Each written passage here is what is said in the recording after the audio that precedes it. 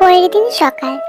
বাঙালি culture অনুযায়ী আজ সকালেই হবে ওয়াইন আর জেহপের বিদায়।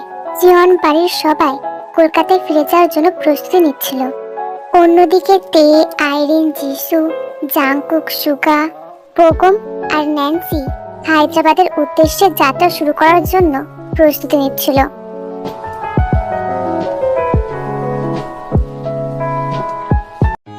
তে কোথায়? ওকে তাড়াতাড়ি ডাকো, বিদায়ের সময় হয়ে গেছে। কার বিদায়? তোর দিদির বিদায়। কে দিদি? আমার কোনো দিদি নেই, আর আমি কাউকে চিনি না। তে, এখন মজা করার সময় না। সবাই বিদায়ের জন্য প্রস্তুত, তুই না গেলে কি করে হবে? কি হয়েছে তে? কেউ কি তোকে কিছু বলেছে? হ্যাঁ, তোমার জামাই। যে হোক, কি হয়েছে বাবা? ও এমন কেন করছে? আরে মা, আমি এই জামাইয়ের কথা বলছি না, আমি ওনার কথা বলছি, তোমার ছোট জামাই। কি ব্যাপার, আমাকে নিয়ে কথা হচ্ছে নাকি? মা জানো, আমরা কত কষ্ট করে জিজুর জুতো চুরি করেছিলাম, কিন্তু জাংকুক স্যার চিট করেছে, ইচ্ছে করে জুতোগুলো পাল্টে দিয়েছে আর আমাদের টাকাও দিচ্ছে না। জিজুর টাকার উপর আমাদের কি শালীগত অধিকার নেই? হ্যাঁ হ্যাঁ তে, অবশ্যই আছে। জাংকুক দা ভাই, তাড়াতাড়ি আমার শালিকাদের তাদের প্রাপ্ত টাকাটা দিয়ে দাও। আমি কেন দেব? কারণ টাকার ব্যাগ তোর কাছে আছে। জান, আমার কিচ্ছু চাই না। আমিও যেন দেবার জন্য পাগল হয়ে বসে আছি। জাংকুক, দিয়ে দে না। আজকের দিনও কেন বিরক্ত করছিস ওকে? এমনিতেই বিদায়ের সময় হয়ে গেছে। কিন্তু বাবা। জাংকুক। আচ্ছা ঠিক আছে, এই নাও। মাত্র 100 টাকার নোট? শাশুমা! জাংকুক, এই নাও 1 টাকা, টোটাল হলো 101 টাকা। इतनी बड़ी इंसल्ट! শাশুমা! জাংকুক, तो सासू माँ की बहू की कितनी फरमाइश है? পকেটে যত আছে বের করুন। তে এবার জাংকুকের হাত থেকে সরাসরি টাকার ব্যাগটা ছিনিয়ে নিল। এটা কি হলো? এটা আপনার শাস্তি। আন্টি, দেখছেন আপনার মেয়েকে? তে, আচ্ছা ঠিক আছে, নিন আপনার টাকার ব্যাগ ধরুন। এবার জাংকুকের বাবা নিজে এসে কিছু টাকা তে আর তের বান্ধবীদের হাতে ধরিয়ে দিল। এদের ঝগড়া তাহলে মিটলো।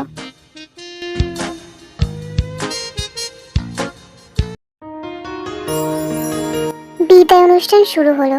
সবার চোখে জল। আজ বাড়ির মেয়ে অন্য বাড়ির বউ হয়ে তাদের বাড়ির গৃহপ্রবেশ করতে যাচ্ছে। সবাই আনন্দে আর বুক চাপা কষ্টে একে অপরকে জড়িয়ে ধরলো। তে ওয়াইনের সাথে যেতে চাইলো, তাই তেকেও সঙ্গে করে নিয়ে যাওয়া হলো।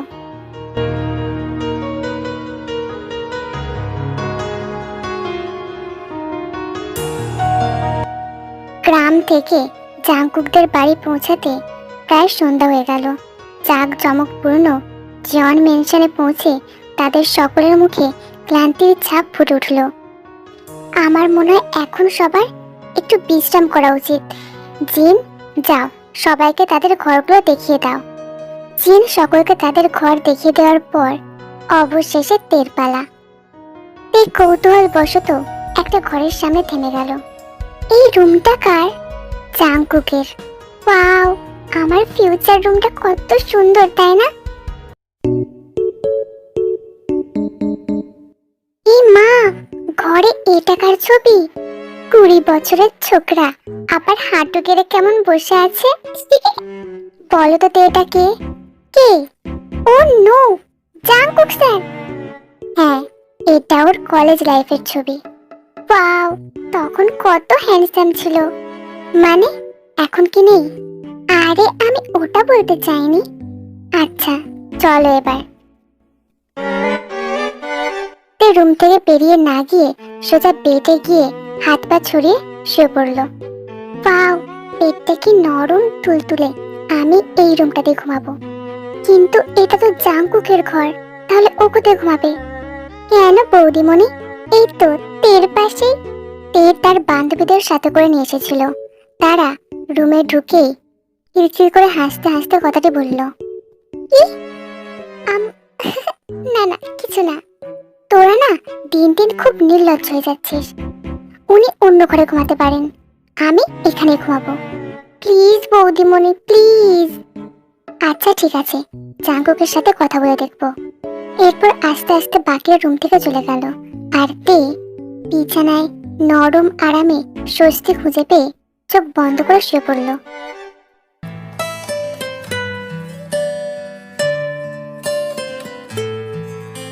কিছু সময় পর জাংকুক তার ঘরে প্রবেশ করলো। দেখে বিছানায় আরামসে শুয়ে থাকতে দেখে কপালে ভাঁজ পড়ল। অফিসার তে, তুমি এখানে কি করছো? কি করব, বেডে সবাই কি করে? একদম চুপ, আর এখান থেকে যাও। আমাকে ঘুমাতে হবে তে, ঝামেলা বাড়িও না, যাও এখান থেকে। আমি কোথাও যাচ্ছি না, এটা তো আমারই ঘর, তাই না? তোমার ঘর হতে চলেছে, এখনো হয়নি। আর আমি কোনো তর্ক করতে চাই না, যাও এখান থেকে। ওই একই তো ব্যাপার। আসলে আমার এই ঘরটা অনেক পছন্দ হয়েছে। বাট বাট বাট কি? কিন্তু রংটা কেমন ফিকে ফিকে লাগছে। আমি বিয়ের পর এই রুমের রংটা একদম কালোতে কনভার্ট করে দেব। আর এই দেওয়ালটাকে ভেঙে পাশের ঘরটাকেও এই ঘরের মধ্যে নিয়ে নেব। তাহলে ঘরটাও কত বড় হয়ে যাবে। পাশের রুমটা এই রুমের ভেতরে নিয়ে নেবে? হট। আর কালো, রুমের রং কখনো কালো হয়? কালো একটা খুব সুন্দর রং। আর ঘরের রংটা হবে কালো, আর বেড কভার পর্দাগুলোর রং হবে সাদা। চমৎকার, দেখেই মনে হবে ব্ল্যাক অ্যান্ড হোয়াইট সিনেমা। আচ্ছা, আমার মাথায় আরেকটা বুদ্ধি এসেছে। সাদা কালো করব না, পুরো ঘরের রংটা হবে গোলাপি, আর পর্দাগুলোর রং হবে পার্পল। তোমাকে কোনো শাড়ির দোকান খোলার দরকার নেই, ঘরের রং এটাই থাকবে, কোনো কিছু বদলানো হবে না। You are very rude, you know that. Now enough, আমার ঘুমাতে হবে, তুমি যাও এখান থেকে। আপনি ঘুমান না, আমি কি আপনাকে বিরক্ত করছি? আচ্ছা ঠিক আছে, চলো একসাথেই ঘুমাই।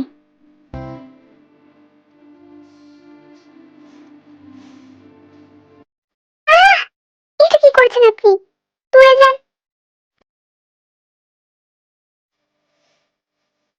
তোমার না শখ ছিল জন বাড়ির বউ হওয়ার, এখন কি হলো? নিজেরই ঘরে নিজের হাজবেন্ডের সাথে ঘুমাতে কি সমস্যা? আপনি না খুব অভদ্র, বলেই তে রুম থেকে দৌড়ে বেরিয়ে গেল।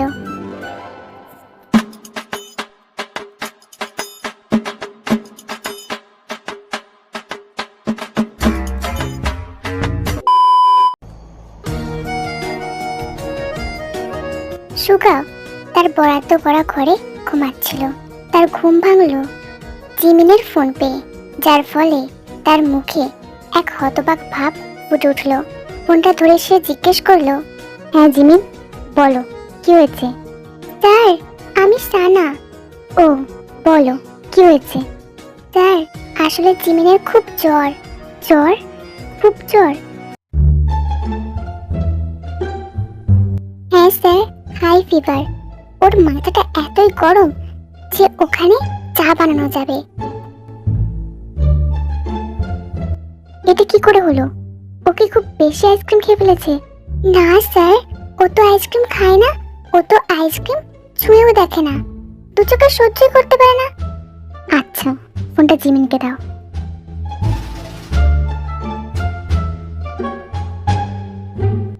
Hello Jimin. হ্যাঁ স্যার।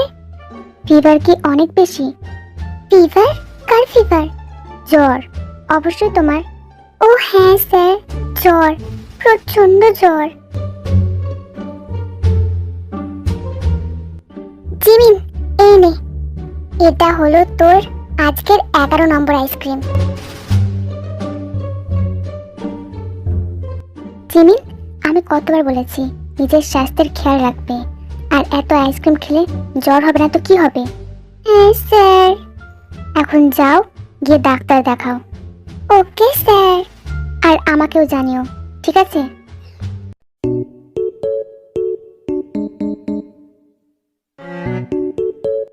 বাপরে জিমি, স্যার তোর কত কেয়ার করে। উনি আমাদের সকলের কমান্ডার, তাই উনি আমাদের সবাইকে খেয়াল রাখেন। এত দিবা স্বপ্নে বিভোর হয়ে যেও না বৎস। এবার তোর জ্বরের নাটকটা বন্ধ কর। আমরা সবাই জানি তুই শুধু সুগা স্যারের সাথে কথা বলার জন্য এমন নাটক করছিলিস। এই চুপ কর তোরা। এমনিতেই আমার মাথাটা এত গরম হয়ে আছে।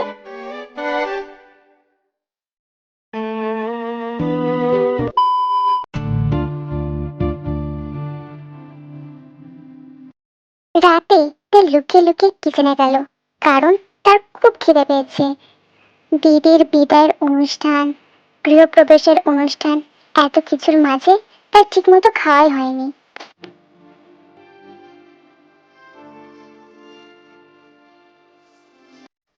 কি জাঙ্কুক স্যার, আপনি এখানে? জাঙ্কুকও তখন কিচেনে ম্যাগি বানাচ্ছিল। Yes, for midnight snacks. আমারও খিদে পেয়েছে। আচ্ছা বসো, আমি ম্যাগি বানাচ্ছি। তেও হাসি মুখে কাউন্টার উপরে উঠে বসলো। রান্নাঘরে জাঙ্কুকের নিপুণ গতিবিধি দেখে সে তো পুরোই অবাক।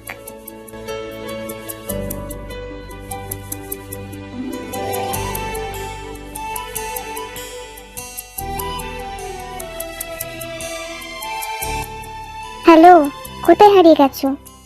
তে চুপ করে রইল, তার চোখ মেঝেতে নেমে এলো। জাঙ্কুক দুটো বাটিতে ম্যাগি সার্ভ করে তের দিকে একটা বোল বাড়িয়ে দিয়ে সেও কাউন্টার উপরে উঠে বসলো।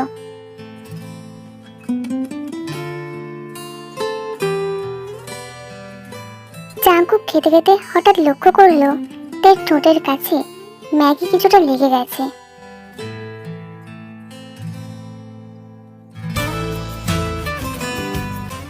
এভাবে কি দেখছেন? এটা আমার মুখ, ভারতের মানচিত্র না। তোমার ঠোঁটে ম্যাগি লেগে আছে।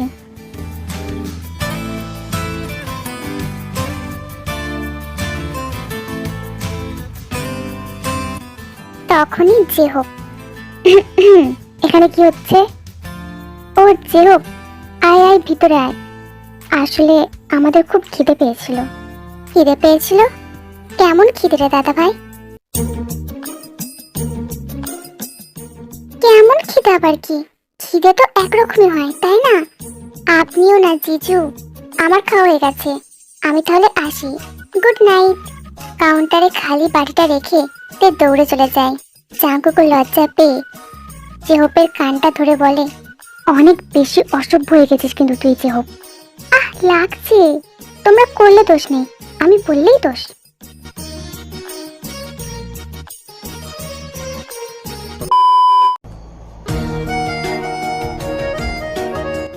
পরের দিন সকালে জাঙ্কুকরা সবাই হায়দ্রাবাদে ফিরে যাওয়ার জন্য প্রস্তুতি নিচ্ছিল। ঠিক করা হয়েছে তে আর তের বান্ধবীরাও এখান থেকে সোজা হায়দ্রাবাদে যাবে, তাই তারাও তাদের জিনিসপত্র সঙ্গে করে নিয়ে এসেছিল। এই তেটা আবার কোথায় গেল? ওই যে ওই দিকে তোমাদের বান্ধবী। এই তে, তুই এখানে বসে বসে ঘুমাচ্ছিস? রাতে কি করছিলিস? ওঠ, আমাদের হায়দ্রাবাদে ফিরতে হবে। না, আমি যেতে চাই না। তে ওঠ, নয়তো আমি এক্ষুনি মাকে ফোন করব। তে ধরফড়িয়ে উঠে দাঁড়ালো। ক্যাস্টার লাগা মেরা মজাক। আচ্ছা, এবার তোমরা সবাই বেরিয়ে পড়ো, নয়তো আবার দেরি হয়ে যাবে।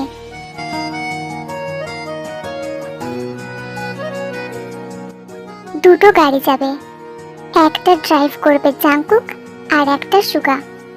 সুগার গাড়িতে বোকম, ন্যান্সি, আইরিন, জেনি সবাই আগে থেকে উঠে বসে পড়লো। তে বাইরে দাঁড়িয়ে রইল, কারণ ভিতরে আর একটুও জায়গা ফাঁকা নেই। দুঃখিত তে, সব সিট তো ভর্তি হয়ে গেছে, তুমি জাঙ্কুকের সাথে যাও। ওকে। সবাই তাদের যাত্রা শুরু করলো।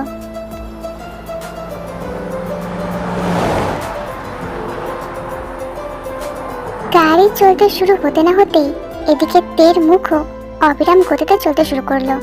ঠিক তখনই জাঙ্কুকের ফোনটা বেজে উঠল। অফিসার তে, আমার পকেট থেকে ফোনটা বের করে স্পিকারে রাখো।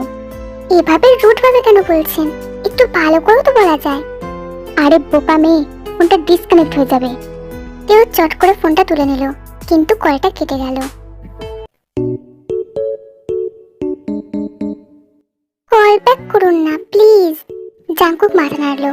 তে কল লগে ঢুকতেই তার চোখে পড়ল মায়া নামটা। এই মায়াকে? ও আমার ছোটবেলার ফ্রেন্ড। এবার তাড়াতাড়ি কল ব্যাক করো। তে মাথা নাড়লো। তখনও সে জাঙ্কুকের দিকে সন্দেহের দৃষ্টিতে তাকিয়েছিল। ঠিক তখনই ফোনটা আবারও বেজে উঠল।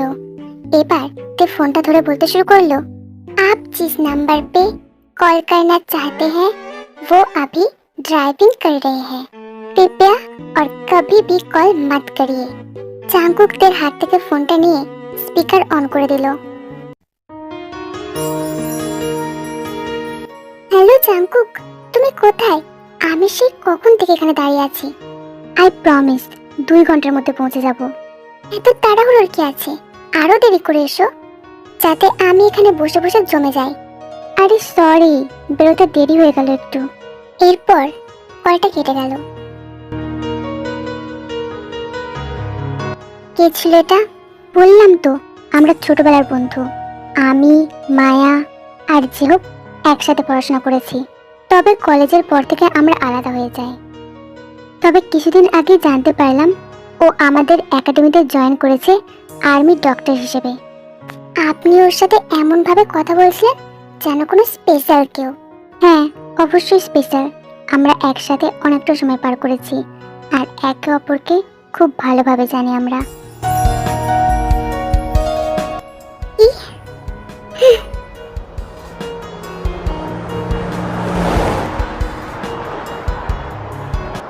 ঠিক 2 ঘন্টা পর জাঙ্কুকের গাড়িটা থামলো।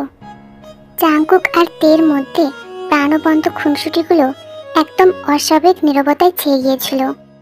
চলো কিছু খেয়ে আসি, তোমারও নিশ্চয়ই খিদে পেয়েছে। গাড়ি থেকে নামতেই সাদা মাটা স্যুট পরা এক সুন্দরী তরুণী দূর থেকে তাদের দেখতে পেল।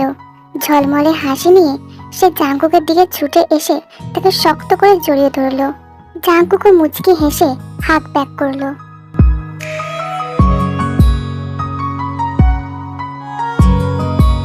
কেমন আছো জাঙ্কুক? মাস্ত। মায়া, তুমি কেমন আছো? অনেকদিন পর দেখা, খুব মিস করছিলাম।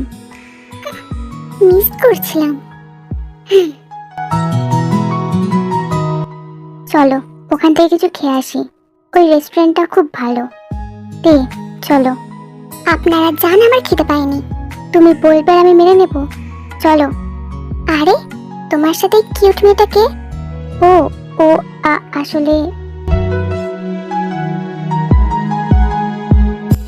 নমস্কার, আমি কিম টেয়ং।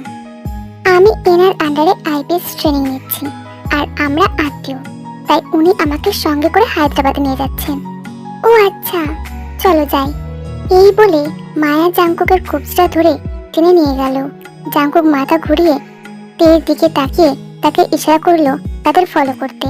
তে মাথা নেড়ে তাদের পিছনে পিছনে হাঁটতে লাগলো।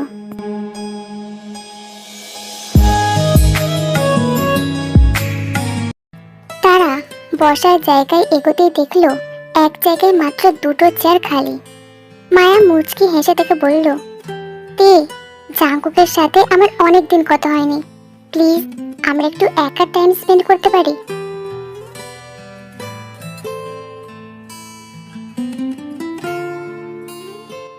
তেও অনুভূতি চেপে মাথা নাড়িয়ে অন্য একটা চেয়ারে গিয়ে বসে পড়ল। বসতেই জাঙ্কুক আর মায়ের প্রাণবন্ত কথোপকথন দেখে তার চোখে বিষণ্ণতার ছায়া নেমে এলো।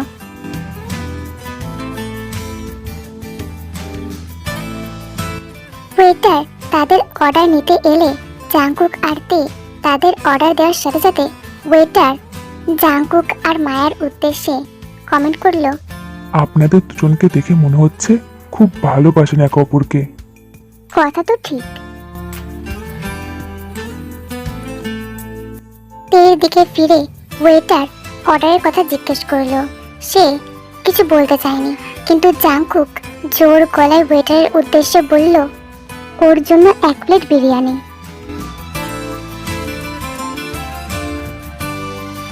আপনি ওনাদের সাথে আছেন? আপনার তাতে কি? নিজের কাজ করুন। Oh god, she has no manners.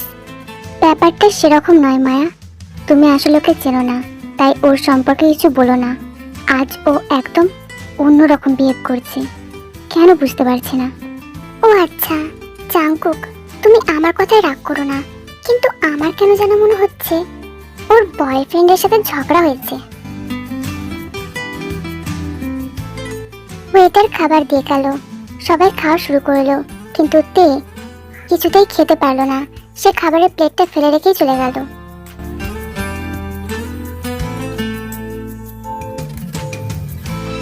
Jungkook খাওয়া শেষ করে তের প্লেটের দিকে দেখলো, ও তো কিছুই খেলো না। আমি নিশ্চিত ওর কিছু একটা প্রবলেম হচ্ছে। এই মা, জাংকুক, তোমার টাকাটা তো শুধু শুধুই নষ্ট হলো। দেখো, ও প্লেটে হাতও দেয়নি। এক কাজ করো, এই খাবারটা প্যাক করে নাও। ও যদি নাও খায়, রাস্তায় খেতে পেলে আমি খেয়ে নেব। সিরিয়াসলি মায়া?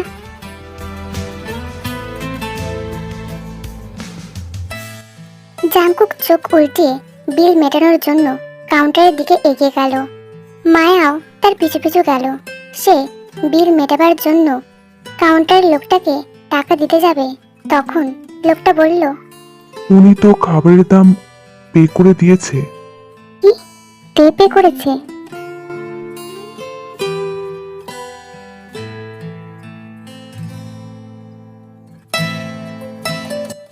গাড়ির দিকে এগোতেই জাংকুক দেখলো তে পিছনের সিটে বসে চোখ বন্ধ করে আছে।